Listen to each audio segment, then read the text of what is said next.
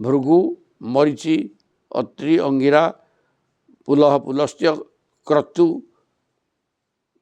ए प्रकार 9 जन ब्रह्मपुत्र तांकर उत्पत्ति कथा तापर दक्ष यज्ञ कले शिव को भाग न देकरी दक्ष यज्ञ विनाश होला ध्रुवंकर चरित पश्चात पृथु प्राचीन वर्ष तापर पृथु आसिले राजा पृथु जे कि तांकर सबू राजा मैंने पृथ्वीर पति ही था किंतु ये पृथ्वीर पति नहीं कि पृथ्वी की जर बहुणी करदे से साक्षात भगवान थे तांकर प्राचीन वर्षी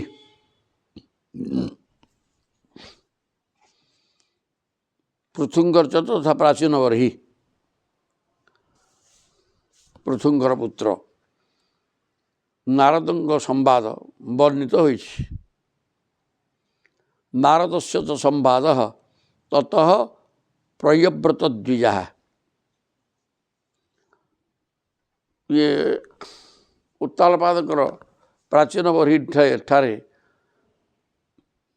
उत्तानपादकर पाठ सरीगला तापर प्रियव्रत रजा हेले प्रियव्रत शब्दर अर्थ है प्रिय हूँ व्रत जार ताने केवल ईश्वर आराधना करा प्रिय से प्रकार भगवत प्रेम मजिकी रही थे राज्य फाज्य मोर दरकार नहीं शासन करें कि बह करी ना मना कले पिता कौन करेंगे सेठू गले ब्रह्मा का पाखु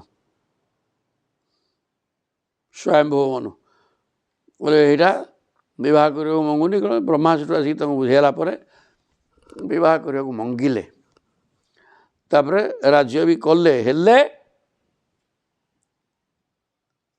प्रियव्रत भाया आउ किए जड़े ना सी ये 7 द्वीपर स्रष्टा ब्रह्मा ये 7 द्वीप को सृष्टि करना सी पृथ्वी रे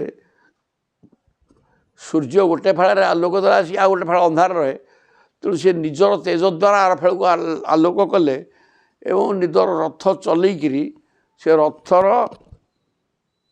गभीरता चलला जे गोलाकार होकर से 7टा समुद्र सृष्टि से ही करते 7 समुद्र 7 द्वीपर स्रष्टा प्रियव्रत जी ब्रह्मा ताहा कर नथिले ब्रह्मा तापर दौड़े कहले हरे बापा इला तो किए कहला करिया भी स्रष्टा तो मु तोर तू कौन सृष्टि कर लगे तोर तू राज्य शासन करनु इला कौन कर सूर्य सी सूर्य कथा बुझुं तू कौन गोटे आलोक देकी अंधार पट को आलोक कर कम ये केदिन एड़ा केते दिन बापा संसार गोटे आईन कानून नियम अच्छी बाटे सी चलो तू गोटे देखे हूँ कौन तते ये दायित्व तो दिखाही तू शासन करे बसिक ए प्रकार कहवापर प्रियव्रत चुपचाप हो रही ना सी गोटे मन सृष्टि भी कर 7 द्वीपर स्रष्टा प्रियव्रत अद्भुत कथा सी के ब्रह्मा तापरे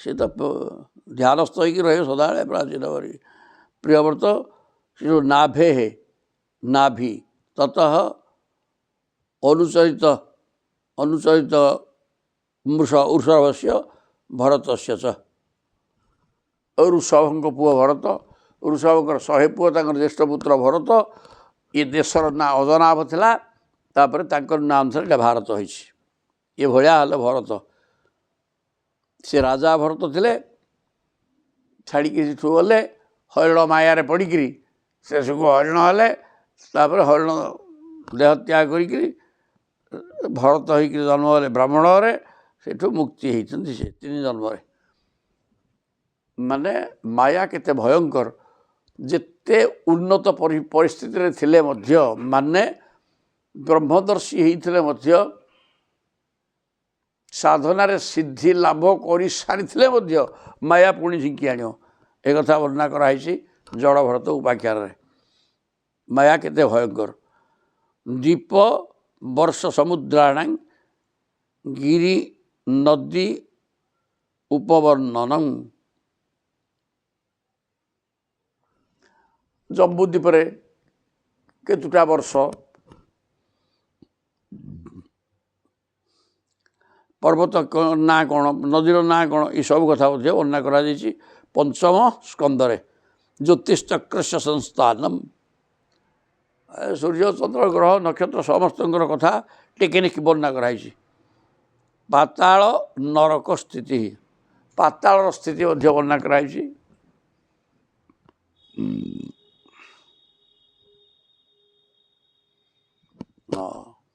ତଳାତଳ, ରସାତଳ, ମହାତଳ, ପାତାଳ, ଏଇସବୁ ପାତାଳ ଗୁଡ଼ା ବର୍ଣ୍ଣନା କରାଯାଇଛି।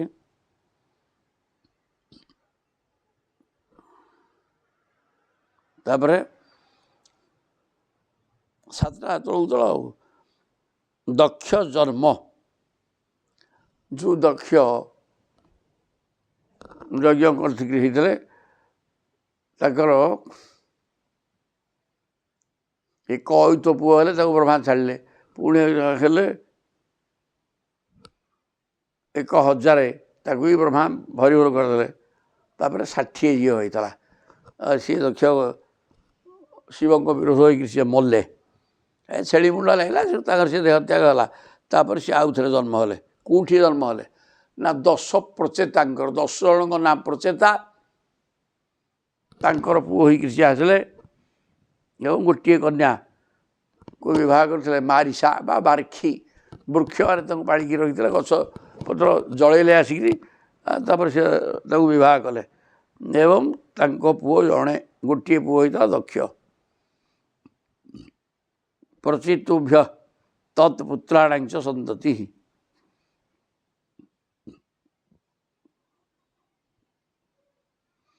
ଏ ଦକ୍ଷ ପ୍ରଜାପତିଙ୍କର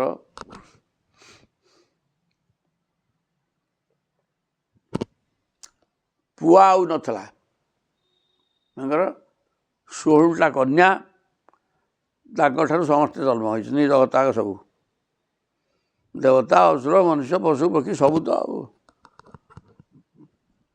ଦକ୍ଷ ପ୍ରଜାପତି। ଖଗାଦୟ ତ୍ୱାଷ୍ଟ୍ରସ୍ୟ ଜନ୍ମ ନିଧନମ୍ ପୁତ୍ରୟୋଶ୍ଚ ଦ୍ୱିତୀୟର୍ଦ୍ୱିଜାଃ,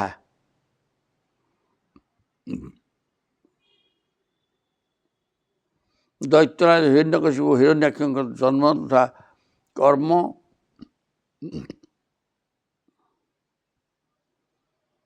ଦୈତ୍ୟେଶ୍ୱରସ୍ୟ ଚରିତମ୍ ପ୍ରହ୍ଲାଦସ୍ୟ ମହାତ୍ମନଃ।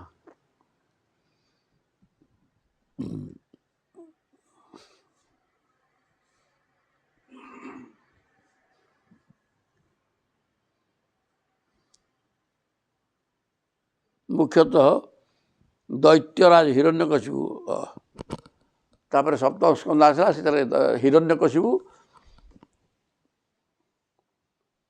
ଦିତିଙ୍କ ଠାରୁ 2ଟା ପିଲା ହେଲେ, ହିରଣ୍ୟାକ୍ଷ, ହିରଣ୍ୟକଶିପୁ। ତାଙ୍କ କଥା ବର୍ଣ୍ଣନା କରାଯାଇଛି। ହିରଣ୍ୟକଶିପୁର ପୁଅ ହେଲେ ପ୍ରହ୍ଲାଦ। ମନ୍ୱନ୍ତରାନୁକଥନମ୍ ଗଜେନ୍ଦ୍ରସ୍ୟ ତ ବିମୋକ୍ଷଣମ୍, ସେ ହିରଣ୍ୟକଶିପୁଙ୍କ ପୁଅ ପ୍ରହ୍ଲାଦ, ପ୍ରହ୍ଲାଦ ଅତ୍ୟନ୍ତ ବିଷ୍ଣୁ ଭକ୍ତ ଥିଲେ। ସିଏ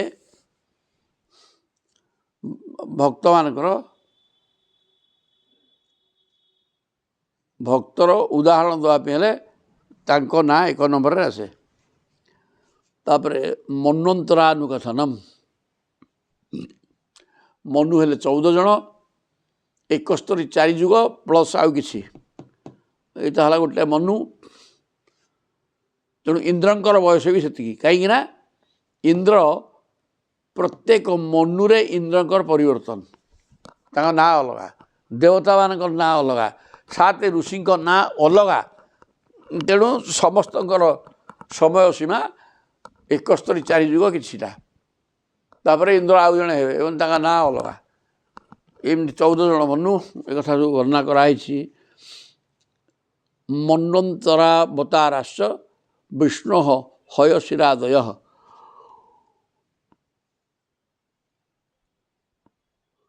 ଏ 14 ମନୁଙ୍କ ସମୟରେ ପ୍ରଭୁ ମଧ୍ୟ ଅବତାର ନେଇଛନ୍ତି। 14ଟା ନାଁ ତାଙ୍କର ଅଛି ଏବଂ ସିଏ କେଉଁଠି କ'ଣ କାମ କରୁଛନ୍ତି ଅବତାର ନେଇକି କଥା ବର୍ଣ୍ଣନା କରାହେଇଛି। କୌରୁମମ୍ ଧାନ୍ୟନ୍ତରମ୍ ମାହାସ୍ୟମ୍ ବାମନଞ୍ଚ ଜଗତପତେ କ୍ଷୀରୋଦ ମଥନମ୍ ତଦ୍ବତ ଅମୃତାର୍ଥେ ଦିବୌକଷାଂ। ଦିବୌକଷାଂ ମାନେ ଦିବ୍ୟ ମାନେ ସ୍ୱର୍ଗଟା ହେଉଛି ଓକ ମାନେ ଘର ଯାହାର ମାନେ ଦେବତା। ଦିବୌକଷାଂ ଦେବତାମାନଙ୍କୁ ଅମୃତ ପାନ କରେଇଦେଲେ। କୁର୍ମ ଅବତାର, ଧନ୍ୱନ୍ତରୀ ଅବତାର, ଧନ୍ୱନ୍ତରୀ ଧରିକିରି ବାହାରିଥିଲା ଅମୃତ। ମତ୍ସ୍ୟ ଅବତାର, ବାମନ, ଭଗବାନ ଏହି ପ୍ରକାର ଅନେକ ଅବତାର ନେଇଥିଲେ। କ୍ଷୀର ସମୁଦ୍ରକୁ ମନ୍ଥନ ହେଲା, ଦେବତା ଅସୁର ମିଶିକିରି ସେସବୁ ପ୍ରଭୁଙ୍କ ଇଚ୍ଛାରେ ଯିଏ ଗୋଟେ ଜିନିଷ ହେଲା କ'ଣ, ସ୍ଥାନ କାଳ ପାତ୍ର ସବୁ ସମାନେ। ସ୍ଥାନ ହେଲା କ୍ଷୀର ସମୁଦ୍ର, କାଳ ହେଲା ନିର୍ଦ୍ଦିଷ୍ଟ ସମୟରେ ମନ୍ଥନ ହେଲା, ଉଭୟ ରାକ୍ଷସ ଦେବତା ମନ୍ଥନ କଲେ, ଅମୃତ ବାହାରିଲା ତାର ପରିଣାମରେ। କିନ୍ତୁ ଅମୃତ ଦେବତାମାନେ ପାଇଲେ, ରାକ୍ଷସମାନେ ପାଇପାରିଲେ ନାହିଁ। ତାର ଏକମାତ୍ର କାରଣ ହେଲା ଭଗବାନଙ୍କ ପାଖରେ ଆନୁଗତ୍ୟ ନଥିବା ବ୍ୟକ୍ତି ସବୁ କ୍ଷେତ୍ରରେ ପରାଜୟ ହେବାକୁ ବାଧ୍ୟ। ଯେଉଁମାନେ ଭଗବାନଙ୍କର ଆନୁଗତ୍ୟ ସ୍ୱୀକାର କରି, ଦାସତ୍ୱ ସ୍ୱୀକାର କରି ତାଙ୍କ ପଛରେ ଗୋଡ଼େଇବେ, ତାଙ୍କର କଲ୍ୟାଣ ହେବ ହିଁ ହେବ। ତେଣୁ ଦେବତାମାନେ ସେହି ପ୍ରକାର ଥିବାରୁ ସେମାନେ ଅମୃତ ପାଇଲେ, ଏମାନେ ତିନି ପେଜରୁ ଗଲେ। ଦେବାସୁର ମହାଯୁଦ୍ଧମ୍, ଅମୃତ ଦେବତାମାନେ ଖାଇଗଲା ପରେ ବଳିକି ଧରିକି ଚାଲିଲା ପ୍ରବଳ ଯୁଦ୍ଧ। ଯୁଦ୍ଧରେ ବଳି ମଧ୍ୟ ମୃତ ମଲେ, ତାଙ୍କୁ ଶୁକ୍ରାଚାର୍ଯ୍ୟ ବଞ୍ଚେଇଥିଲେ। ରାଜ ବଂଶାନୁକୀର୍ତ୍ତନମ୍ ଇକ୍ଷ୍ୱାକୁ ଜନ୍ମ ତଦ୍ ବଂଶ ସୁଦ୍ୟୁମ୍ନସ୍ୟ ମହାତ୍ମନଃ।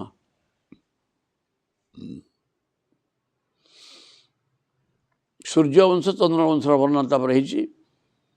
ଇକ୍ଷ୍ୱାକୁ ବଂଶ ମାନେ ସୂର୍ଯ୍ୟବଂଶ, ଇକ୍ଷ୍ୱାକୁ ସେଥିରେ ରଜା ଥିଲେ, ତେଣୁ ଇକ୍ଷ୍ୱାକୁ ବଂଶ କୁହାଯାଏ। ରଘୁବଂଶ କୁହାଯାଏ, ସେ ସବୁ ସୂର୍ଯ୍ୟବଂଶର ନାଁ।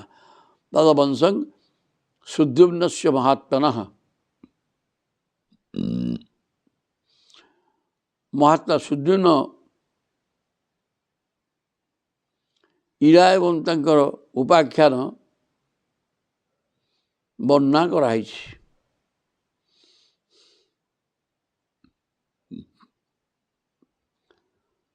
ଇଳୋପାଖ୍ୟାନମ୍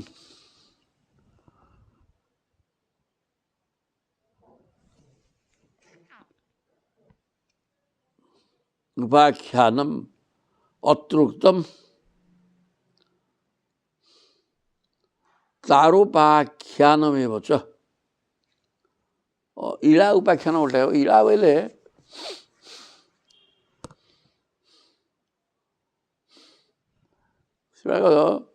ସୁଦ୍ୟୁମ୍ନ ତାଙ୍କ ନାଁ ଥିଲା। ସେ ରଜାରାଣୀ ରାଜା ଚାହିଁଲେ ପୁଅ ହଉ, ରାଣୀ ଚାହିଁଲେ ଝିଅ ହଉ। ରାଣୀଙ୍କ କଥା ଅନୁସାରେ ତାକୁ ଝିଅ କି ଜନ୍ମ, ଝିଅ ପାଇଁ ଚରୁ କରିଦେଲେ, ସେ ଝିଅ ହେଲା। ରଜା କହିଲେ କି କି ମନ୍ତ୍ର କରୁଥିଲ ବସିକି? ମୁଁ ତ କହିଲି ପୁଅ, ଝିଅ କେମିତି ହେଲା? ନା ରାଣୀ ଏମିତି କହିଲେ, ସେମିତି କରିଦେଲି। ନା ମୋର ପୁଅ ଦରକାର। ସେ ତାକୁ କୌଣସି ପ୍ରକାର ଭଗବାନଙ୍କୁ ପ୍ରାର୍ଥନା କରିକି ତାକୁ ପୁଅ ହେଲା। ସେ ଝିଅଟା ପୁଅ ହେଇଗଲା। ସିଏ ପୁଣି ଗୋଟେ ବନ, ଯେଉଁ ବନରେ ଶିବ ପାର୍ବତୀ ରହିଛନ୍ତି, ତାଙ୍କର ମିଳନ ସ୍ଥାନ ସେଟା, ଏକାନ୍ତର କ୍ରୀଡ଼ା। ଥରେ ଉଲଗ୍ନ ଅବସ୍ଥାରେ ପାର୍ବତୀ ରହିଛନ୍ତି ଶିବଙ୍କ କୋଳରେ। ଏଇ ସମୟରେ ସେ ଋଷିମାନେ ଆସିକି ପହଞ୍ଚିଗଲେ। ତାହା ଦେଖି ଲଜ୍ଜିତା ହେଇକି ସେ ପଳେଇଲେ। ତେଣୁ ଶିବ ସେଠି ଅଭିଶାପ ଦେଲେ ଯେ ଏଇ ଭିତରେ ଯିଏ ପଶିବ ସେ ନାରୀ ହେଇଯିବ। ସେଇ ଭିତରେ ଇଏ ସୁଦ୍ୟୁମ୍ନ ପଶିଗଲା। ସେ ଆଗରୁ ତ ଝିଅ ଥିଲା, ତାପରେ ଇଳା ହେଇଗଲା। ସେ ଇଳାଙ୍କ ଠାରୁ ଚନ୍ଦ୍ରବଂଶର ସୃଷ୍ଟି ହେଲା। ଚନ୍ଦ୍ରଙ୍କର ପୁଅ ହେଲା ବୁଦ୍ଧ। ବୁଦ୍ଧ ସେଠି ତପସ୍ୟା କରୁଥିଲେ। ଇଏ ଇଳାଟା ରାଜକୁମାରଟା ଥିଲା। ସେ ଝିଅ ହେଇଗଲା ପରେ ତାର ସୌନ୍ଦର୍ଯ୍ୟରେ ମୁଗ୍ଧ ହୋଇ ବୁଦ୍ଧଙ୍କ ସହିତ ବୁଦ୍ଧଙ୍କର ପତ୍ନୀ ହେଇକିରି ସେ ତାର ପିଲା ହେଲେ ପୁରୁରବା। ସେ ଉର୍ବଶୀକି ବିବାହ କରିଥିଲେ। ସେଠି ସିଧା ଚନ୍ଦ୍ରଙ୍କ ଠାରୁ ଚନ୍ଦ୍ରବଂଶ ଆସିଛି। ଆଉ କ'ଣ, ସୂର୍ଯ୍ୟଙ୍କ ଠାରୁ ସିଧା ବି ସୂର୍ଯ୍ୟବଂଶ, ବୈବସ୍ୱତ ମନୁ। यही प्रकार होकर ये वंश चलता। सूर्यवंशानुकथनम शशाद्या नृगादय। सूर्यवंश कथा है शशाद, शश माने ठेकुआ।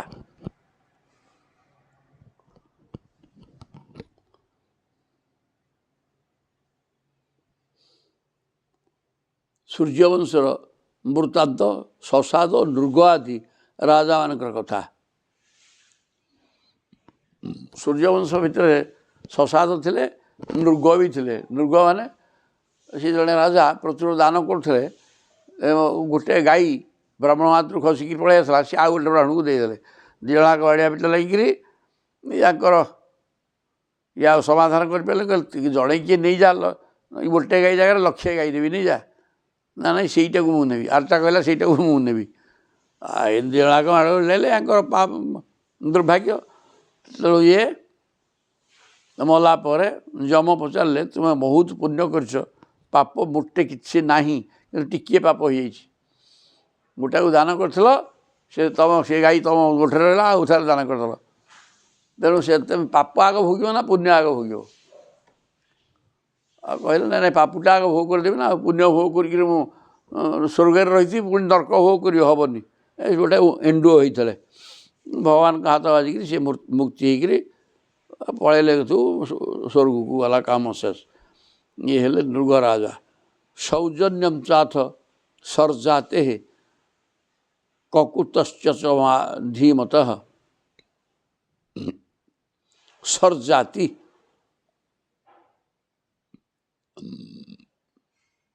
सर्जाति खट्वांग नृग आदि राजा मान कथा। सुकन्या चरित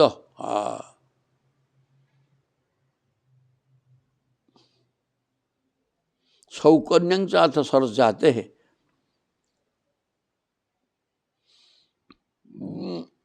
सुकन्या बुलूला से आखि कणा करदेला, उई काजरे जुलु जुलु होते चबन ताकर सेठू अश्विनी कुमार आसिले, यौवन देले। तापर ये चबन यज्ञ भाग देले। ये सब कथा रही। तापर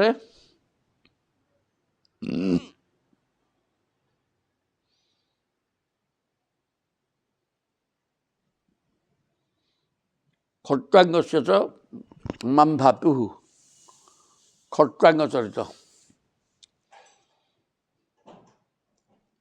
मामभातु सौभरे सगर से मामभापा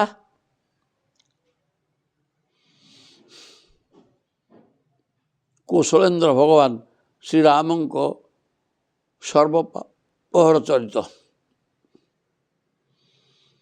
मामभाता सौभरी सगर।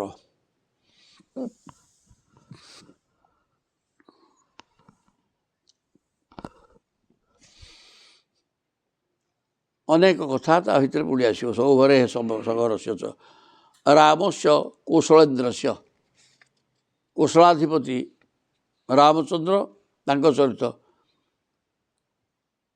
किर्विषापहम जो श्रीराम का चरित हूँ पाप को हटई देवा चरित। निमे है अंग परित्याग। कौशल मैंने अयोध्या, कौशलेन्द्र कहा जाए अयोध्या जहाँ कौशल से। निमे है अंग परित्याग राजा निमि। वशिष्ठ सापरे वशिष्ठ को सी भी अभिशाप देले वशिष्ठ तुम्हें मर बोली, सी मले आ ये भी मले। कारण सी गोटे यज्ञ करने को वशिष्ठ को कहले। वशिष्ठ कहले मत इंद्र आगुरी कही यज्ञ सरईक आसिल तुमर हम। इंद्र को यज्ञ कला आसिक ये कहे किए जानतु वशिष्ठ गले आमर आम यज्ञ करदे। वशिष्ठ फेरला आसिक देखिले ये यज्ञ कर रागिक अभिशाप देले। ये भी अभिशाप देले, दिजक मले।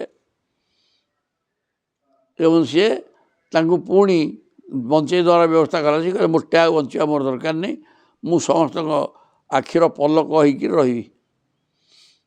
निम्मी ମାନେ ଆଖିର ପତା ନିମେ ଅଙ୍ଗ ପରିତ୍ୟାଗ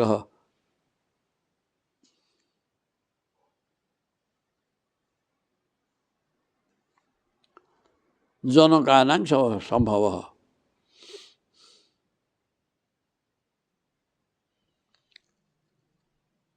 ତାପରେ ଜନକ ବଂଶ ସୃଷ୍ଟି ହେଇଛି ଆଉ ରାମସ୍ୟ ଭାର୍ଗବେନ୍ଦ୍ରସ୍ୟ ନିକ୍ଷତ୍ରକର୍ଣ୍ଣଂ ଭ୍ରୁବ।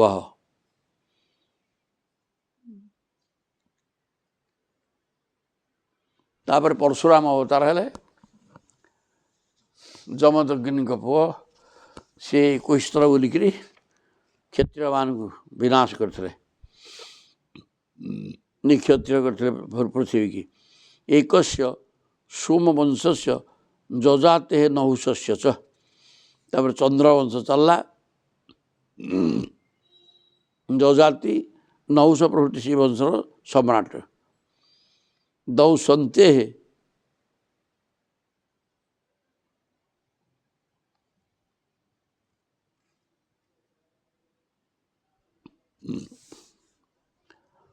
ଦୁଷ୍ୟନ୍ତ ଶକୁନ୍ତଳା ଉପାଖ୍ୟାନ ଆଉ ଦୌସନ୍ତେ ଦୁଷ୍ୟନ୍ତ ଶକୁନ୍ତଳା ତାଙ୍କ ପୁଅ ବି ଭରତ ଋଷଭଙ୍କ ପୁଅ ଭରତ ତାଙ୍କ ନାଁ ଅନୁସାରେ ଭାରତ ହେଇଛି। ୟାଙ୍କର ପୁଅଟି ଗୋଟେ ଭରତ ଥିଲା ନକ୍ଷତ୍ରକରଣ ଭୁବ ଗଲା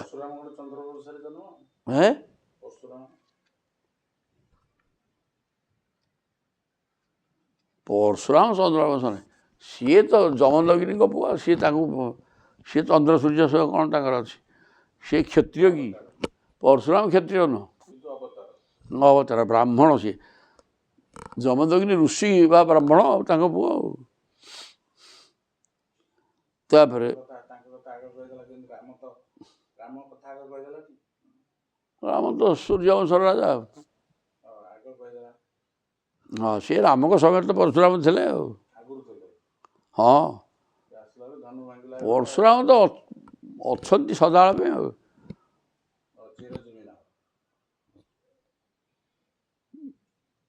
ଯଜାତିଙ୍କର ପୁଅ ଯଦୁବଂଶ କଥା ଥିଲା ଯଜାତିଙ୍କ ପୁଅ ଯଦୁ ଯଜାତିଙ୍କର ଯଦୁ ଅନୁପୁରୁ ଦ୍ରୁହୁ ତାପରେ ଇଏ ଯଦୁ ଚାରିଟା ପୁଅ 5ଟା ନା ଅନୁପୁରୁ ଦ୍ରୁହୁ ଯଦୁ ଆଉ ଗୋଟେ କ'ଣ ଅଛି ଦେବଯାନୀ ଶୁକ୍ରଙ୍କ ଝିଅର 2ଟା ପୁଅ ତାର 3ଟା ପୁଅ।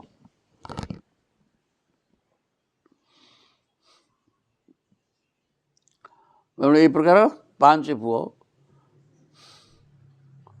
ତାଙ୍କୁ ବୟସ ତୁମ ବୟସ ମୋତେ ଦିଅ ମୋ ବୟସ ନେଇଯା ବୁଢ଼ା କରିଦେଲେ ଶୁକ୍ରାଚାର୍ଯ୍ୟ ଅଭିଶାପ ଦେଇକିରି ହେଲେ ଯଦୁ ଯେହେତୁ ତାଙ୍କୁ ନେଇନଥିଲେ ଯେଉଁ ଅଭିଶାପ ଦେଇଥିଲେ ତୁମେ ବଂଶରେ କେହି ରଜା ହେଇପାରିବେନି। ସନ୍ତନୁ ତତ୍ସୁତସ୍ୟ ଚ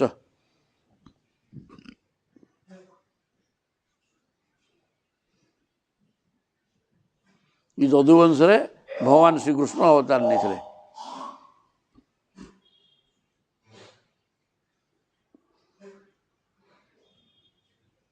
ଯଜାତେ ଜ୍ୟେଷ୍ଠପୁତ୍ରସ୍ୟ ଯଦୁ ବଂଶେ ଯଦୁବଂଶ ଅନୁକୀର୍ତ୍ତିତ।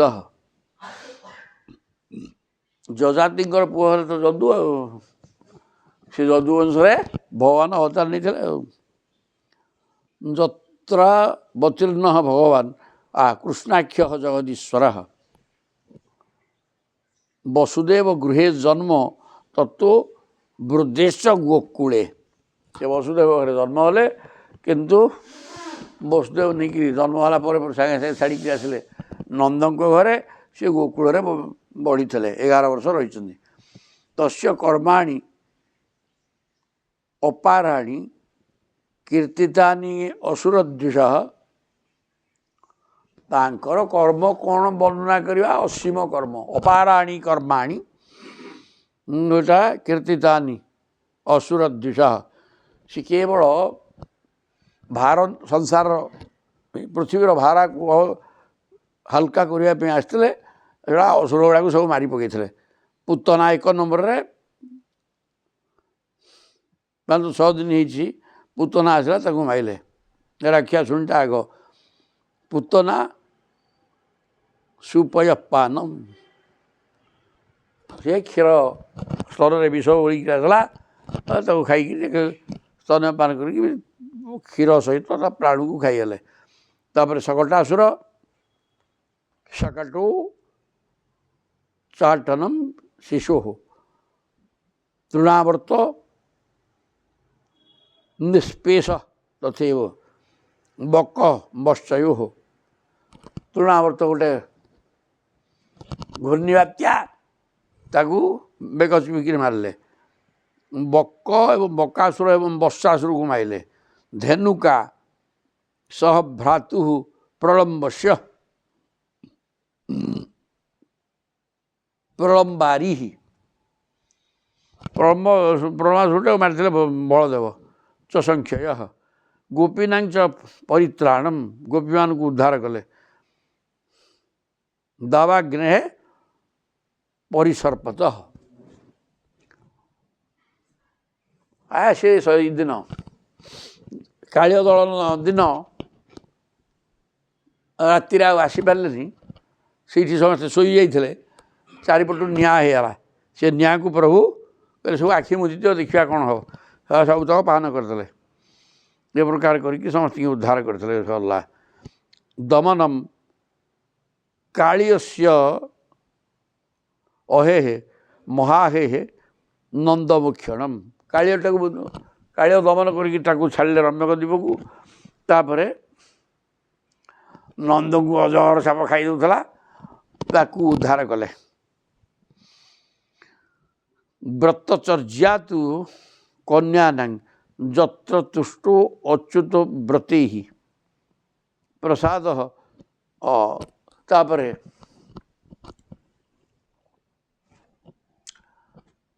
ଗୋପାଙ୍ଗନାମାନଙ୍କର କାତ୍ୟାୟନୀ ବ୍ରତ, ଆଉ ସେ ବ୍ରତ କରିକିରି ଭୋରୁ ଯାଇକିରି ଗାଧେଇ କାତ୍ୟାୟନୀକି ପୂଜା କରୁଥିଲେ ବାଲୁକାରେ। ପତିମେ ଦେହି ଶ୍ରୀକୃଷ୍ଣମ୍, ଶ୍ରୀକୃଷ୍ଣ ମୋର ପତି କରିଦିଅ। ତେଣୁ ପ୍ରଭୁ ତାଙ୍କୁ ମଧ୍ୟ ତାଙ୍କର ବ୍ରତ ପୂର୍ଣ୍ଣ କରିଥିଲେ। ପ୍ରସାଦ ଯଜ୍ଞପତ୍ନୀଭ୍ୟ ବିପ୍ରାଣଂ ଗୁରୁତାପନମ୍, ଯଜ୍ଞପତ୍ନୀ ବୋଇଲେ ବ୍ରାହ୍ମଣ ସ୍ତ୍ରୀମାନେ। ବ୍ରାହ୍ମଣମାନେ ପ୍ରଭୁଙ୍କୁ ଖାଇବାକୁ ଦେଲେନି, ବ୍ରାହ୍ମଣୀମାନେ ଖାଦ୍ୟ ଧରିକିରି ଗଲେ, ସେମାନେ ମୁକ୍ତି ଲାଭ କଲେ। ବ୍ରାହ୍ମଣମାନେ ତାପରେ ବୁଝିଲେ ଯେ ଆମେ ଭୁଲ କରିଦେଲେ, ଯଜ୍ଞ ନାରାୟଣ ସ୍ୱୟଂ ପ୍ରଭୁ, ତାଙ୍କ କଥା ନ ବୁଝିକିରି ଆମେ ହରିବୋଲ ଭୁଲ କରିଛେ। ଗୋବର୍ଦ୍ଧନୋଦ୍ଧାରଣଞ୍ଚ ଶକ୍ରସ୍ୟ ସୁରଭେ ଅଥ, ତାପରେ ଇନ୍ଦ୍ର ପ୍ରତି ବର୍ଷ ଇନ୍ଦ୍ର ପୂଜା ହେଉଥିଲା, ଇନ୍ଦ୍ର ପୂଜାକୁ ବନ୍ଦ କଲେ। ଇନ୍ଦ୍ର କୋପ କରି ବର୍ଷା କଲେ, ସେ ଗୋବର୍ଦ୍ଧନ ପର୍ବତ ଧାରଣ କରିକି ବର୍ଷିକି ବନ୍ଦ କଲେ। ଇନ୍ଦ୍ର ସେଠୁ କାମଧେନୁଙ୍କ ସହ ସୁରଭିଙ୍କ ସହ ଆସିକିରି କ୍ଷମା ପ୍ରାର୍ଥନା କଲେ ପ୍ରଭୁଙ୍କ ପାଖରେ। ଯଜ୍ଞାଭିଷେକଂ କୃଷ୍ଣସ୍ୟ ସ୍ତ୍ରୀଭିଃ କ୍ରୀଡ଼ାଚ ରାତ୍ରିଷୁ,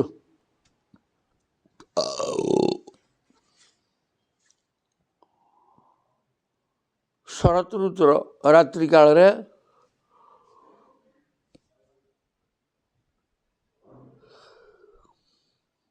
ଭଗବାନଙ୍କର ଯଜ୍ଞାଭିଷେକ କରିଥିଲେ। କିଏ ଇନ୍ଦ୍ର କାମଧେନୁ ଦୁଇଜଣଯାକ ଆସିକି ତାଙ୍କର ଅଭିଷେକ କରିଥିଲେ। ତେଣୁ ଶଙ୍ଖଚୂଡ଼ସ୍ୟ ଦୁର୍ବୁଦ୍ଧେ, ଶଙ୍ଖଚୂଡ଼ର ଦୁର୍ବୁଦ୍ଧି, ଶଙ୍ଖଚୂଡ଼ର ବଧ। ଅରିଷ୍ଟସ୍ୟ କେଶିନଃ, ଅରିଷ୍ଟ କେଶୀ ଗୁଡ଼ା ସବୁ ରାକ୍ଷସ ୟାଙ୍କୁ ବଧ କରିଥିଲେ। ଅନୁରାଗଂ ଅକ୍ରୁରାଗମନମ୍ ପଶ୍ଚାତ୍, ସବୁ ରାକ୍ଷସ ବଧ କରି ସାରିଲା ପରେ ହେଇ ଅକ୍ରୁର ଆସିଲେ। କ'ଣ କରିବା ପାଇଁ? କେଶୀଟା ସଭାଶେଷ ରାକ୍ଷସ। ଅକ୍ରୁର ଆସିଲେ ରାମକୃଷ୍ଣଙ୍କୁ ନେଇଯିବା ପାଇଁ ମଥୁରା, କଂସର ନିର୍ଦ୍ଦେଶରେ। ପ୍ରସ୍ଥାନଂ ରାମକୃଷ୍ଣୟୋ ବ୍ରଜ ସ୍ତ୍ରୀଣାଂ ବିଳାପସ୍ୟ, ଅକ୍ରୁର ଯେତେବେଳେ ତାକୁ ନେଇକରି ଗଲେ, ବ୍ରଜାଙ୍ଗନା ମାନେ କାନ୍ଦିବାକୁ ଲାଗିଲେ। ମଥୁରା ଲୋକନମ୍ ତତଃ ଏଠୁ ଅକୁର ନେଇକିରି ତାକୁ ମଥୁରାକୁ ଗଲେ। ଗଜ ମୁଷ୍ଟିକ ଚାଣୁର କଂସା ଦିନାଞ୍ଚ ଯୋ ବଧ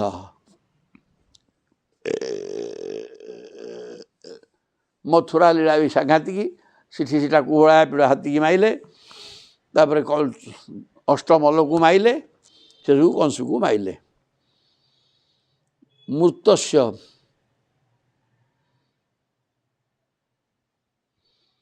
ମୃତସ୍ୟ ଆନୟନମ ସୁନୋହ ପୁନଃ ସାନ୍ଦୀପନେ ଗୁରୋହ।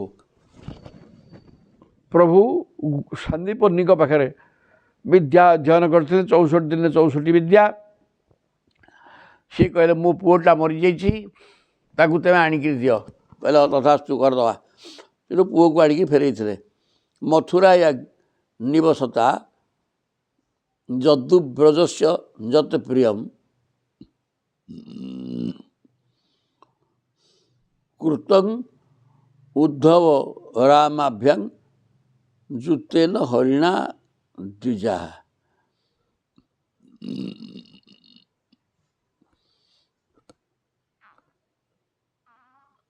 ହେ ସୌନକାଦି ମୁନିମାନେ, ଭଗବାନ ଶ୍ରୀକୃଷ୍ଣ ମଥୁରାରେ ନିବାସ କରୁଥିବା ସମୟରେ ଉଦ୍ଧବ ବଳରାମଙ୍କ ସହିତ ମିଶି ଯଦୁବଂଶୀମାନଙ୍କର ସକଳ ପ୍ରକାର ପ୍ରିୟ ଓ ହିତକର କର୍ମ କରିଥିଲେ।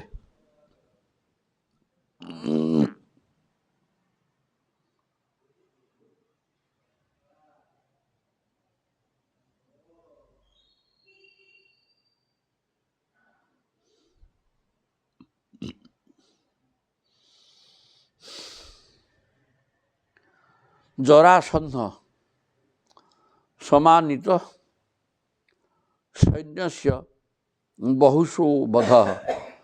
ଜରାସନ୍ଧୁଟା 23 ଅକ୍ଷୟହୁଣି ଲେଖେ ସୈନ୍ୟ ଆଣି ଦୌଡ଼ିଲା। ଆଉ ଗୋଟେ ଅକ୍ଷୟହୁଣିରେ ଘୋଡ଼ା ହାତୀ ମଣିଷ ମିଶିକି 2 ଲକ୍ଷ। ଆଚ୍ଛା 23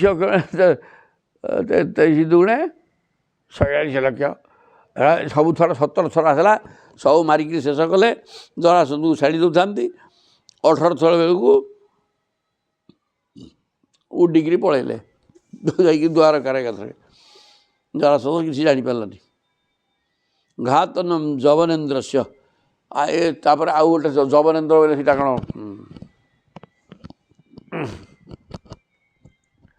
ପଠାଳ ରାଜା ମୁଚୁକୁନ୍ଦ ଦ୍ୱାରା କାଳ ଯବନ ତା ନାଁ, କାଳ ଯବନ, ତାକୁ ମୁଚୁକୁନ୍ଦଙ୍କ ଦ୍ୱାରା ମରେଇଲେ। ସେ କୌଣସି ଅସ୍ତ୍ରଶସ୍ତ୍ର ସୁଦର୍ଶନରେ ମରିବାର ନୁହଁ, ଗଲା। ତାପରେ କୁଶସ୍ଥଲ୍ୟା ନିବେଶନମ୍। ଏଇଟାକୁ ମାରି ସାରିଲା ପରେ ଯବନେନ୍ଦ୍ର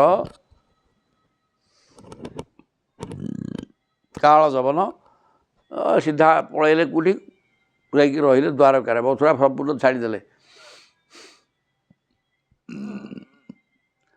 ଆଦାନମ୍ ପାରିଜାତସ୍ୟ ସୁଧର୍ମାୟା ସୁରାଳୟାତ।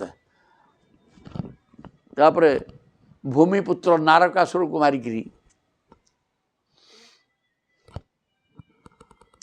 16,100 କନ୍ୟକା ସେ ଆଣିକି ରଖିଥିଲା, ସେଟାକୁ ସବୁ ବିବାହ କଲେ।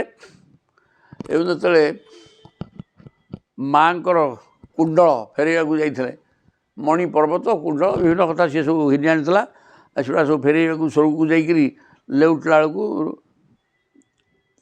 ସତ୍ୟାମା କହିଲେ ଯେ ପାରିଜାତ ଆମେ ନେଇଯିବା।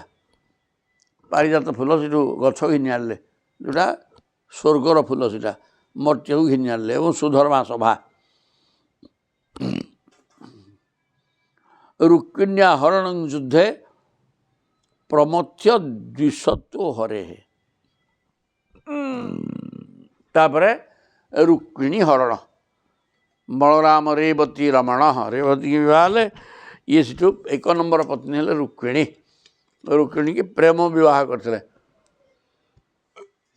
ସମସ୍ତ ଘଟଣା ଘଟିଲା ପରେ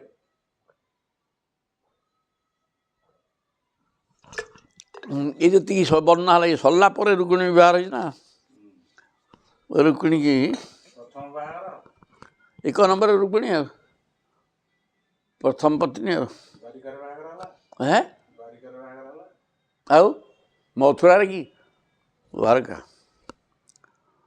हरस्य जुर्भण युद्धे बाणस्य भुजकृंदनम तापर बाणासुर कथा आसला बाणासुर किए से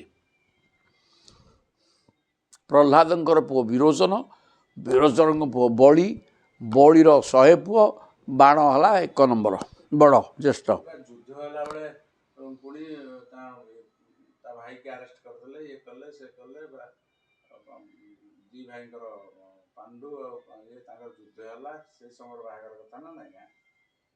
हाँ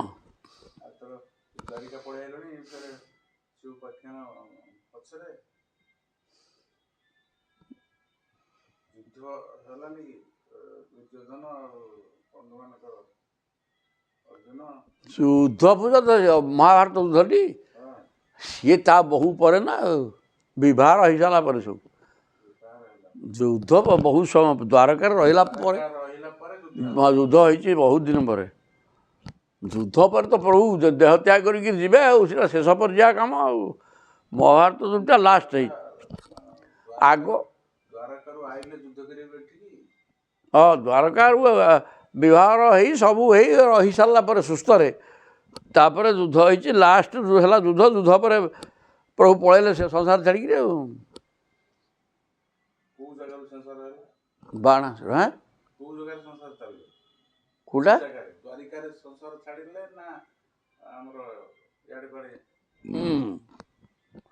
ना द्वारका छाड़ी पलि सी द्वारका छाड़ी जाकि प्रभास तीर्थरे परा जाकि पहुँचे कहले सब ब्राह्मण अभिशाप हेतु अशुभ देखादेला सी तीर्थ को जाकि स्नान करवा ब्राह्मण को दान करवा बोले कटि जापे दोष से देह त्याग कर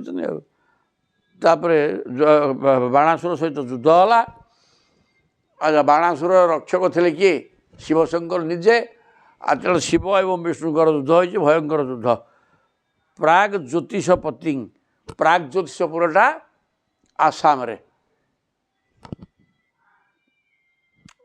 सीटा हत्वा प्रभु बतई मुझे घोषी कन्या हरण चरत हाँ तब कन्या मानकर हरण करके आनले सेठू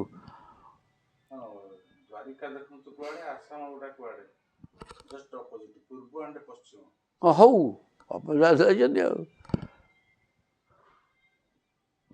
सीटा गरुड़ पर बसिक गले तेणु उडिकी व्यवधान असुविधा कौन अच्छे गरुड़ पर जा युद्ध होता प्रभु संपूर्ण से ऐश्वर्य से समग्र से ऐश्वर्य देखई रामावतार तो निरीह निरीह क्षत्रिय इठिया से निरीह क्षत्रिय न ये सांघातिक जहाँ गरुड़ पर उड़िकी कर सब प्रकार होपर कौन है चैद्य चेदिराज शिशुपाल बधला पौंड्रक कहला मुझे कृष्ण मोर चतुर्भुज अच्छी देख चक्र गदा बदल तुम सब छाड़ ताकू हिमाइले शाल्व दंतवक्त्रश दुर्मते शंबर विविध पीठो मूर पंचजनादय सब एगुड़ा सब राक्षस या सी विनाश करते महात्यंच बध तेषा वाराणस्याश्च दाहनम वाराणस्याश्च दाहन से पौंड्रक वासुदेव काशीराज तार जोड़ी तेणु से भी गोटे बहुत कथा है पौंड्रक वासुदेव मरीजा पर तार पुओ कौन कला ना गोटे तांत्रिक प्रयोग करी गोटे यज्ञ कुंडू बाहरला कृत्या जलुथिया ज्वलन पिंड ସେ ଦୌଡ଼ିଲା ଦ୍ୱାରକା ଆଉ ପ୍ରଭୁକୁ ବିନାଶ କରିବ ବୋଲି। ପ୍ରଭୁ ସେଠୁ ସୁଦର୍ଶନ ପଠାଇଦେଲେ। ସୁଦର୍ଶନ ପଠାଇ ଦେବା ଫଳରେ ସୁଦର୍ଶନ ତାକୁ ବିନାଶ କରିବା ସହିତ ଆସିକିରି କାଶୀ ରାଜ୍ୟରେ ପହଞ୍ଚି ସବୁତକ ଧ୍ୱଂସ କରିଥିଲେ। ନଷ୍ଟଭ୍ରଷ୍ଟ ସେଠି ସେଇଟାର ପୁଅ ବି ପୌଣ୍ଡରଙ୍କର ପୁଅ ମଲା, ସମସ୍ତଙ୍କୁ ମାରିକିରି ପଦା କରିଦେଲେ। ଭାରାବତରଣ ଭୂମେ ନିମିତ୍ତୀକୃତ୍ୟ ପାଣ୍ଡବାନ। ଏଇଠି ଶେଷକୁ ପାଣ୍ଡବମାନଙ୍କୁ ସାହାଯ୍ୟ କରି ଅବଶିଷ୍ଟ ଦୁର୍ଜନମାନଙ୍କୁ ବିନାଶ କରି ପୃଥିବୀର ଭାରକୁ ଲାଘବ କରିଥିଲେ। କାରଣ ଦୁର୍ଯ୍ୟୋଧନ ପ୍ରଭୃତି ମଧ୍ୟ ବଦମାସ ଏବଂ ଅତ୍ୟନ୍ତ ଦୁର୍ଜନ, ତେଣୁ ଏଗୁଡ଼ାକର ବିନାଶ ବି ଦରକାର ଥିଲା। ପ୍ରଭୁ ତାଙ୍କ ସହିତ ସନ୍ଧି କରି ଭାଇ ଭାଇ ଭିତରେ କଳହ ନ ଲାଗିବା ପାଇଁ ସମସ୍ତ ତାଙ୍କୁ ରାଜ୍ୟ ପଡ଼ା ମାଗିବାକୁ ଯାଇଥିଲେ, ହେଲେ ଦୁର୍ଯ୍ୟୋଧନ ମନା କରିବା ପରେ ଯୁଦ୍ଧ ହେଲା। କାରଣ ପ୍ରଭୁ କହିଲେ ଆମେ ଆମ ତରଫରୁ ଭୁଲ କରିବାନି, କିନ୍ତୁ ଏ ପ୍ରକାର ହେଇଥିଲା। ତାପରେ ବିପ୍ରଶାପାପଦେଶେନ ସଂହାର ସ୍ୱକୂଳସ୍ୟ ଚ। ଆଉ ନିଜ କୂଳ ବୁଡ଼େଇବା ତାଙ୍କର ଦରକାର ଥିଲା, କାରଣ ଏମାନେ ମଧ୍ୟ ଏକୁଆରକ ବଳିଆର ଆଉ କେହି ମାରିପାରିବେ ନାହିଁ। ନିଜ ଭିତରେ ବାଡ଼ିଆ ପିଟା ହେଇକିରି ମଲେ ହେବ। ତେଣୁ ବ୍ରାହ୍ମଣର ଅଭିଶାପକୁ ତା ଦେହରେ ଯୋଡ଼ିଲେ ପ୍ରଭୁ। ଉଦ୍ଧବସ୍ୟ ଚ ସମ୍ବାଦ ବାସୁଦେବସ୍ୟ ଚାଦଭୂତ। ଯଦୁବଂଶ ବିନାଶ ହେଇସାରିଲା ପରେ ବଳରାମଜୀ ଦେହ ଛାଡ଼ିକିରି ଚାଲିଲେ। ତାପରେ ପ୍ରଭୁ ଯିବାର ବ୍ୟବସ୍ଥା କଲା ବେଳକୁ ଉଦ୍ଧବ ଧଇଲେ ଚୁଟି ଆଉ କହିଲେ ବାପା ମୋତେ ଠକିବାର ଅଛି କି? ବୁଝି ସାରିଲିଣି ତୁମର କାର୍ଯ୍ୟକଳାପ କ'ଣ, ପଳେଇବ ତୁମେ ଏଥର, ମୋତେ ନେଇକିରି ଯା। ଘର ସଂସାର ସବୁ ଛାଡ଼ିକି ତମ ପଛରେ ଗୋଡ଼େଇଛି, ଆଉ ମୁଁ କେଉଁଠି ଛାଡ଼ୁଛି ତୁମକୁ, ହେବନି। ନାଇଁ ତୁମେ ଯାହାରି ସିଆଡ଼େ ତପସ୍ୟା କରିବ କେଉଁଠି? ବଦ୍ରିକା। କହିଲେ ସକଳ ତୀର୍ଥ ଚରଣେ ବଦ୍ରିକା ଯିବି କି କାରଣେ।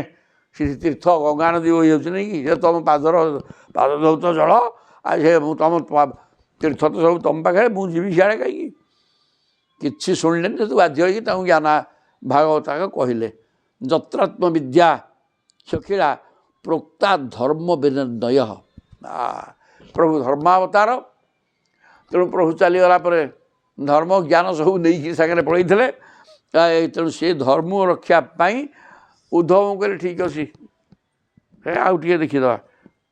ଉଦ୍ଧବଙ୍କୁ ସେଠୁ କୌଣସି ପ୍ରକାର ଧର୍ମ ଜ୍ଞାନ ଉପଦେଶ ଦେଇଥିଲା, ଏଇଠି ସରିଯିବ। ତତ୍ତ୍ୱ ମର୍ତ୍ତ୍ୟ ପରିତ୍ୟାଗ। ଉଦ୍ଧବ ଜ୍ଞାନ କହିସାରିଲା ପରେ ସେ ମର୍ତ୍ତ୍ୟକୁ ତ୍ୟାଗ କଲେ। ଆତ୍ମଯୋଗାନୁଭାବତଃ, ନିଜର ଯୋଗ ବଳରେ ଚାଲିଲେ। ସେ ଶରୀର ତ ନେଇକିରି ପଳେଇଲେ ଆଉ। ବାସୁଦେବସ୍ୟ ତଦ୍ଭୂତ। ତାପରେ ଯତ୍ରାତ୍ମ ବିଦ୍ୟା ଯୁଗ ଲକ୍ଷଣ ବୃତ୍ତିସ୍ୟ କଳଉ ନୃଣାଂ ଉପପ୍ଳବ। ତାପରେ ସବୁ ଯୁଗ ଧର୍ମ ଆସିଲା। ଯୁଗ କେତେ କେତେ କେଉଁ ଯୁଗଟା କେତେ ବର୍ଷ କ'ଣ ସବୁ ନୃଣାଂ ଉପପ୍ଳବ। କେଉଁ ଯୁଗରେ କ'ଣ କ'ଣ ଲୋକମାନେ କି ପ୍ରକାର ଆଚରଣ କରିବେ ସବୁ ଟିକେ ଟିକେ ବର୍ଣ୍ଣନା ହେଇଛି। ଚତୁର୍ବିଧଶ୍ଚ ପ୍ରଳୟ ଉତ୍ପତ୍ତି ତ୍ରିବିଧା ତଥା। ପ୍ରଳୟ ଚାରିଟା, ନିତ୍ୟ, ନୈମିତିକ, ପ୍ରାକୃତ, ଆତ୍ୟନ୍ତିକ। ଏସବୁ ପ୍ରଳୟ କଥା ସୁନ୍ଦର ଭାବରେ ବର୍ଣ୍ଣନା କରାଯାଇଛି। ଉତ୍ପତ୍ତି ତ୍ରିବିଧ, ସୃଷ୍ଟିଟା ସାତ୍ଵିକ, ରାଜସିକ, ତାମସିକ, ତିନିଟା ତ ତିନି ଗୁଣକୁ ନେଇକି ତିନି ପ୍ରକାର ସୃଷ୍ଟି। ଦେହ ତ୍ୟାଗସ୍ୟ ରାଜର୍ଷେ ବିଷ୍ଣୁରାତସ୍ୟ ଧୀମତଃ। ତାପରେ ରାଜର୍ଷି ବିଷ୍ଣୁରାତ, ବିଷ୍ଣୁ ରାତ ମାନେ ସୁରକ୍ଷିତ, ବିଷ୍ଣୁଙ୍କ ଦ୍ୱାରା ସୁରକ୍ଷିତ ହେଇଯିବାରୁ ତାଙ୍କ ନାଁ କାହା ନାଁ, ସେ ହରିବଲିଆ ପରୀକ୍ଷିତଙ୍କ ନାଁ ହେଲା ବିଷ୍ଣୁରାତ। ତାଙ୍କର 7 ଦିନରେ ତକ୍ଷକ ଦଂଶନ କରିବ ଶୁଣିକିରି ଗଙ୍ଗା କୂଳରେ ଖିଆପିଆ ଛାଡ଼ିକିରି ବସିଲେ। ଶୁକଦେବଙ୍କ ମୁଖରୁ ଶ୍ରୀମଦ୍ ଭାଗବତ ଶ୍ରବଣ କରି ଧ୍ୟାନସ୍ଥ ହୋଇକିରି ଆତ୍ମା ପରମାତ୍ମାକୁ ଏକାକାର କରି ଶରୀର ମଲା ଶରୀର ଛାଡ଼ି ଦେଇ ପରୀକ୍ଷିତ ଉଡ଼ିଲେ। ତାପରେ ସର୍ପ ଆସିକିରି ଦଂଶନ କରି ମଲା ଶରୀରକୁ ପାଉଁଶ କଲେ। ଶାଖା ପ୍ରଣୟନ ଋଷେ ମାର୍କଣ୍ଡେୟସ୍ୟ ସତ୍କଥା ମହାପୁରୁଷ ବିନ୍ୟାସ ସୂର୍ଯ୍ୟସ୍ୟ ଜଗଦାପ୍ତନ। ତାପରେ ଆସିଲେ ମାର୍କଣ୍ଡେୟଙ୍କର ପବିତ୍ର ଆଖ୍ୟାନ, ଭଗବାନଙ୍କର ଅଙ୍ଗ ଉପାଙ୍ଗଙ୍କର ସ୍ୱରୂପ ଓ ସର୍ବଶେଷରେ ବିଶ୍ୱାତ୍ମା ଭଗବାନ ସୂର୍ଯ୍ୟଙ୍କର ଗଣମାନଙ୍କର ବର୍ଣ୍ଣନା। ଏଇଟା ଏବେ ସବୁ ଏଇ ଦ୍ୱାଦଶ ସ୍କନ୍ଦ କଥା ଏଇଟା ଏବେ ସବୁ ପଢ଼ା ହେଲା ଯାଇଛି। ଇତି ଚୋକ୍ତମ୍ ଦ୍ୱିଜଶ୍ରେଷ୍ଠା ଯତ୍ ପୃଷ୍ଟୋହମ୍ ଇହାସ ସ୍ମିବହ। ତେଣୁ ହେ ଦ୍ୱିଜଶ୍ରେଷ୍ଠା କିଏ? ସୁତ କହୁଛନ୍ତି ସୌନ ପ୍ରଭୃତି ମୁନିମାନଙ୍କୁ, ତୁମେ ଯାହା ଯାହା ପ୍ରଶ୍ନ କଲ ସବୁ ଉତ୍ତର ଦେଇଦେଲି। ଲୀଳାବତାର କର୍ମାଣି କୀର୍ତ୍ତିତାନି ଇହ ସର୍ବଶଃ। ପ୍ରଭୁ ଅବତାର ନେଇକରି 125 ବର୍ଷ ରହିଥିଲେ ଭାରତ ଭୂମିରେ ଏବଂ ଯାହା ଖେଳାଲୀଳା କରିଥିଲେ ସବୁ ଟେକେନିକି ବର୍ଣ୍ଣନା ସରିଗଲା। ପତିତ ସ୍ଖଳିତ ଚାର୍ତ କ୍ଷୁତ୍ୱା ବା ବିବଶୁ ବ୍ରୁବନ୍ ହରୟେ ନମଃ ଇତି ଉଚ୍ଚୈଃ ମୁଚ୍ୟତେ ସର୍ବପାତକାତ୍। କି ସୁନ୍ଦର କଥା କହିଲେ ଶେଷକୁ। ବୋଇଲେ ତୁମେ କୌଣସି କେଉଁଠି ପଡ଼ିଯାଉଛ, ଗଛ ଭାବରେ ଚର୍ଚ୍ଚା ଖସି ପଡ଼ିଲ, ସେତିକିବେଳେ ଭଗବାନ ନାଁ ନେଇଯିବ। ସ୍ଖଳିତ ଗୋଡ଼ ଖସିଗଲା ପଡ଼ିଲ, କେଉଁଠି ପୀଡ଼ିତ ଅବସ୍ଥାରେ ଅଛ, ଖାଇ ଆସିଲା ବେଳେ କି ଛିଙ୍କ ହେଲା, କାଶ ହେଲା, ଏଇ ପ୍ରକାର ସମୟରେ ଭଗବାନଙ୍କ ନାଁ ଯଦି ଉଚ୍ଚାରଣ କରିବ ତାହେଲେ ମଧ୍ୟ କଲ୍ୟାଣ ହେବ। ନାମର ମହିମା ବି ବର୍ଣ୍ଣନା କରାଯାଇଛି ଅଜାମିଳ ଉପାଖ୍ୟାନରେ। ନାଁ ଧରିକିରି ସେ କ'ଣ ଫଳ ପାଇଛି, ସବୁଗୁଡ଼ା କଥା ଆମେ କହିଦେଇଛୁ। ତାପରେ ଇତି ଉଚ୍ଚୈଃ ମୁଚ୍ୟତେ ସର୍ବପାତକାତ୍। ଭଗବାନଙ୍କ ନାଁ ଧରିଲେ ସବୁ ପାପ ନଷ୍ଟ ହୋଇଯାଏ। ଏ ହେଲା ପାଠ। ତାପରେ ସଂକୀର୍ତ୍ୟମାନ ଭଗବାନ ଅନନ୍ତ ଶ୍ରୁତାନୁଭାବ ବ୍ୟସନଙ୍ଗି ପୁଂସାଂ ପ୍ରବିଶ୍ୟ ଚିତ୍ତମ୍ ବିଧୁନତ୍ୟଶେଷମ୍ ଯଥା ତମର୍କୁ ଭ୍ରମି ବାତି ବାତଃ।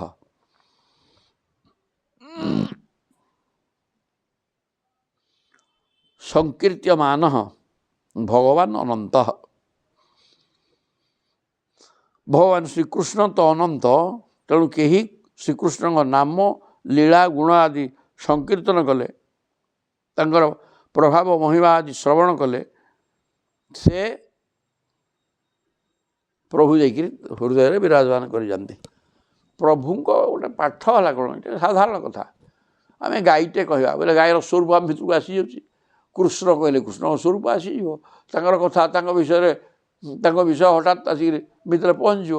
ତେଣୁ କୃଷ୍ଣଙ୍କ କଥା ଯଦି ଜଣେ କହିଲା, କୃଷ୍ଣ ବଳେ ଭିତରେ ରହିବେ, ଭିତରେ କୌଣସି ଭୁଲ ନାହିଁ, ସାଧାରଣ କଥା। ଇଏ ଯେଉଁ ଶବ୍ଦ ସହିତ ନାମ ସହିତ ନାମୀର ସମ୍ପର୍କ ଅଛି ନା। ଆଉ ଗାଈ ଗୋଟେ ନାଁଟା, କିନ୍ତୁ ତାର ନାମ ସହିତ ନାମୀ ମାନେ ଯେଉଁ ବସ୍ତୁର ନାଁ ସେ ବସ୍ତୁ ସାଙ୍ଗେ ସାଙ୍ଗେ ପ୍ରତିମାନ ହେବ। ଆଉ ଏଇଟା ହେଲା ପାଠ। ତେଣୁ କୃଷ୍ଣଙ୍କୁ ତାଙ୍କ ନାମ ସଂକୀର୍ତ୍ତନ କର, ତାଙ୍କ ଗୁଣଗାନ କର, ଯାହା କଲେ ଶ୍ରୁତାନୁଭାବ ବ୍ୟସନଙ୍ଗି ପୁଂସାଂ। ଏ ପ୍ରକାର ନାମ ଧଇଲା ମାତ୍ରେ ସବୁ ଦୁଃଖ ହଟିଯାଏ। ପ୍ରବିଶ୍ୟ ଚିତ୍ତମ୍, କାରଣ ଚିତ୍ତ ଭିତରେ ପ୍ରଭୁ ପ୍ରବେଶ କରିଯାଆନ୍ତି। ବିଧୁନୋତି ଅଶେଷମ୍, ପଶିଯିବା ମାତ୍ରେ ସଂସାର ଦୌଡ଼ିକିରି ପଳାଇବ। ଯଥା ତମୋ ଅର୍କ ଅଭ୍ରମି ବାତି ବାତଃ। ଯେମିତି ସୂର୍ଯ୍ୟ ଉଦୟ ହେଲା ମାନେ ଅନ୍ଧକାର ଦୌଡ଼ିକିରି ପଳେଇଲା, ଠିକ୍ ସେମିତି ସଂସାର ମଇଳା ରୂପକ ଅଜ୍ଞାନ ଅନ୍ଧକାର ପ୍ରଭୁଙ୍କର ଆବିର୍ଭାବରେ ଉଡ଼ିକିରି ପଳେଇବ। ତେଣୁ ପ୍ରଭୁଙ୍କର କଥା ଶୁଣ, ନାମ କୀର୍ତ୍ତନ କର, ଲାଭ ହିଁ ଲାଭ। ଏତିକି ଥାନ୍ତୁ। 47 ହେଇଗଲା। ତାପରେ କାଲିକି ସରିଯିବେ, ଯିବେ କୁଆଡ଼େ ଆଉ।